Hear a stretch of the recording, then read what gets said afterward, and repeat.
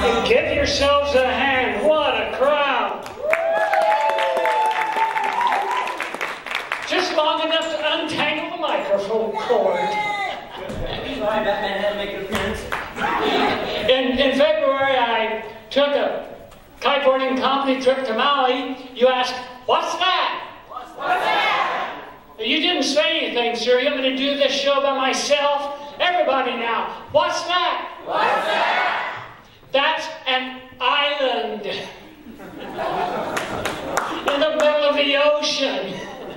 Oh, kiteboarding? That's where you're flying a huge kite in the wind and just pulling you on a wakeboard or a surfboard. Unfortunately, when I was in Lalli, we didn't have the usual wind, so I did other stuff like stand-up paddleboarding with my friend Tim. I was barely able to struggle and balance on my board while he was on his board doing yoga. Show off. Is anybody here into yoga?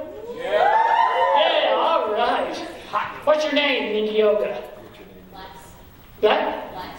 Les? Les. Oh. What's your favorite? What do they call those positions or situations they put you in to make you hold? Oh, are those called poses? Yes. Okay, well, I took my first yoga class on the island for the view of the ocean. Yeah, I like this story.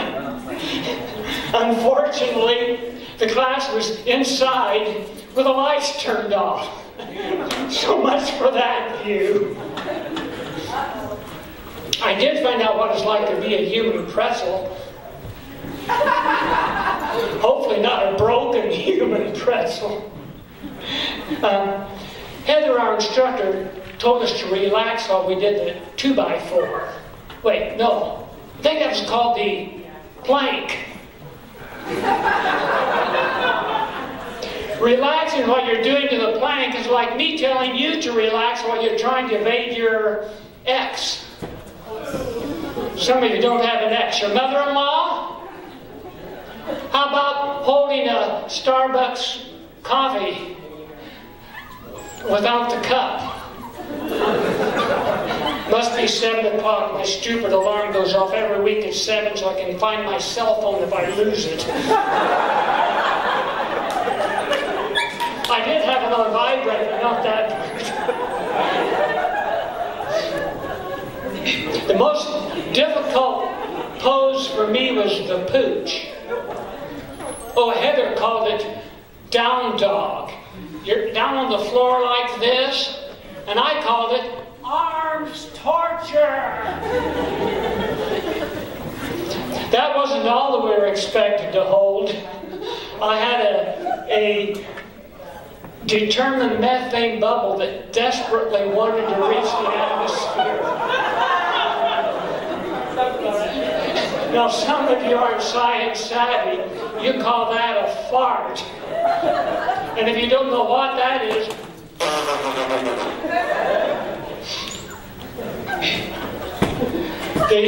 after the second class, Heather came around and put some smelly stuff on my head and massaged it. I just hoped you didn't mess up this hair. Hey, messing up this hair would be serious. It's not funny. It's not funny because I have hair that should be growing here that's growing out of my ears. The fourth class was yoga by the beach, and there was the ocean. But I was in the back. It was kind of difficult seeing the ocean through all of those young things, distractions, in shapely spandex. Actually, by the end of that class, I really didn't care about seeing the ocean. I wasn't the only one with a problem methane bubble. During one of the classes, someone let Well, it was a minimal displacement, extended duration, high amplitude expulsion. Now, if you're not very science savvy, that means a long, loud fart. Yes, this section's got it.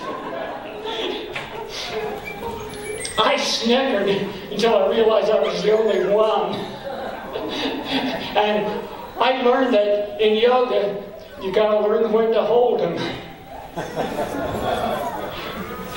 My last class, number 6, we were instructed to look at our navels.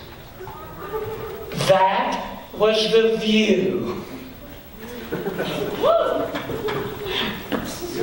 Well, my last Saturday there, I was riding, it was enough wind to kiteboard. I was kiting over the Boneyard.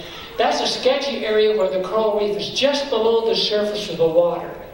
It's like Mother Nature placed big, rough rocks for the benefit of people like me. I was on my 5'2" surfboard without foot straps. You ask, what's that? What's that? That, my friends, is stupid.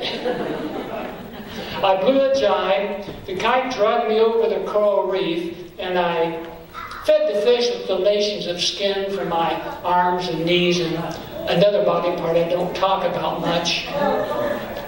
My left thigh. And the fish said, thank you for the food. I said, you're welcome. Well, now I'm healing and trying to be funny. You can see how that's going. And I'll be sitting down and thinking of my next disaster, if I live long enough. I'll be thinking of kiteboarding and dreaming of wind. No, not that kind. Disgusting. Look me up on the internet. I'm Arizona Lou.